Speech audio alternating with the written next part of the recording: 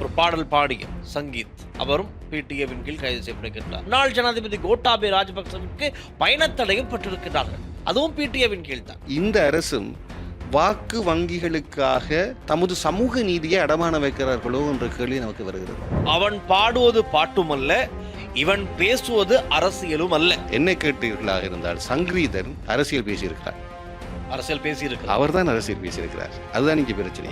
சுரேஷ் சலே அப்பொழுது பிரதானியாக இருந்தார். இயாசஸ் புல்லா உள்ளே இருந்தார். இன்று சுரேஷ் சலே உள்ளே இருக்கிறார். அதே பிடிஏவின் கீழ். இப்போ என்னோட கேட்டால் இந்த அரசுக்கு எப்படி இந்த அரசியல் முறைமையை கொண்டு செல்றதுக்குன்ற திட்டமே இல்லை. நாங்கள் இதுக்கு முதல் எத்தனையோ தரம் முட்டு கொடுத்து பேசியிருக்கோம் இந்த அரசியலுக்கு.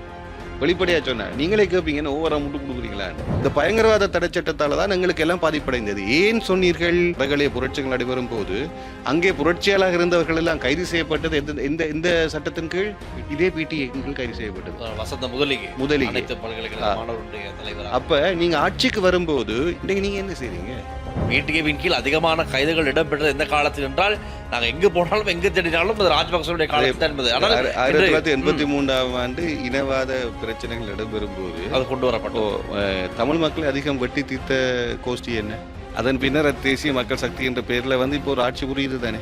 நாமளும் மாறலாம், நாமளும் ராஜபக்சவும் மாறலாம். என்னோட மாற்றம் என்பதும்